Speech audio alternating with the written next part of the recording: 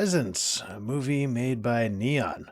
I can only assume that their investors were just like a group of homeless people who have learned to teach pigeons to fetch them pennies because this thing was terrible. Like, there's barely any editing in it. I don't know how they got Lucy Liu on there. Maybe she was literally there to look at a real estate house and they were like, hey, can we just film some scenes? This thing was fucking terrible. There's Lucy Liu, Chris Sullivan, I believe he's from the This Is Us show, and like a couple, maybe, I guess they're up and coming actors. I hope not, because they were goddamn awful. And it sucks because they wasted what should be a cool premise. Like last year, we had In a Violent Nature. In a Violent Nature was a movie set from the killer's perspective, and that was slow going. There's some decent kills in it, but it's you could tell it's low budget. You know, people didn't want to throw money behind it.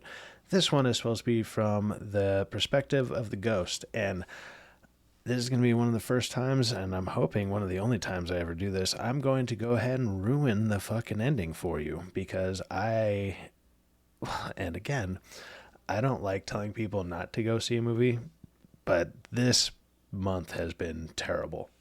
And I think this is a waste of money. So I'm going to go ahead and spoil the twist ending. So the brother comes back to save the sister after he died. But during the movie, he's alive. So literally, he's a time traveling ghost. And in case you don't catch that, Lucy Liu literally looks into a mirror that can like they're like, oh, the mirror's just old, so it captures older stuff.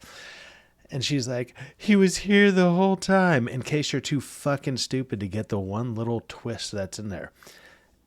Every single edit in this movie, like I thought originally they were trying to be clever and it would go black. Like every time it would cut to the next thing, and I was like, "Oh, that's the ghost blinking." So it was like a blink, and then boop, it'd pop up somewhere else. No, I think they just don't know how to edit the fucking film.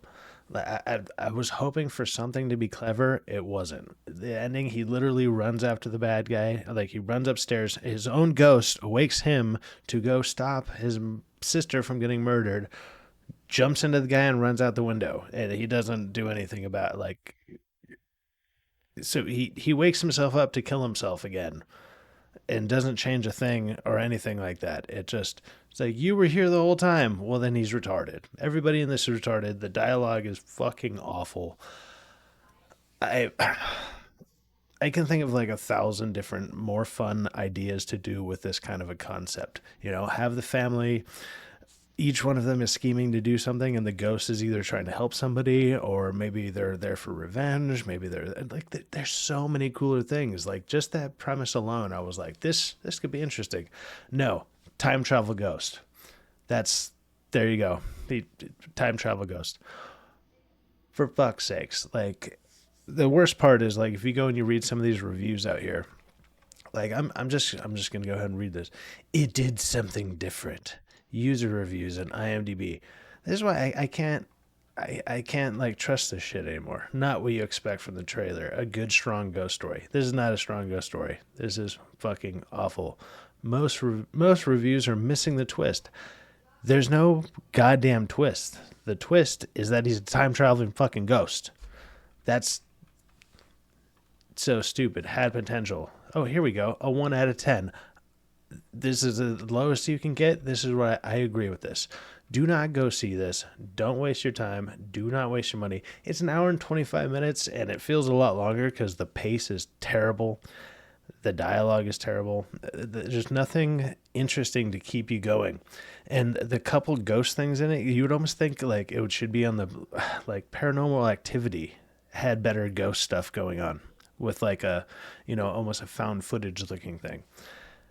This doesn't do that. I was thoroughly disappointed. I wanted like a good January horror movie. So far, the best one has been Wolfman, and that one's okay at best. I think next week is Companion. I really hate that they put out that last trailer because I feel like they gave away a lot of what could have been interesting. But we'll see. But I can't recommend this movie. I just can't. I won't. So far, this might be the worst movie I've seen this year. This is This is like barely above Skinamarink, and Skinamarink was one of the worst movies I've seen in the last like 5 years. So, you know, if you go see it, uh, you know, but good luck. Have fun staying awake. I wanted to, I wanted to like it. There's a cool premise in theory. The theory was then interpreted by the dumbest people you've ever met or something. It's just goddamn awful, man. I I can't even explain how bad. It's so boring. And I don't like I I want good horror movies, guys. That's it. Even in January, they could be okay.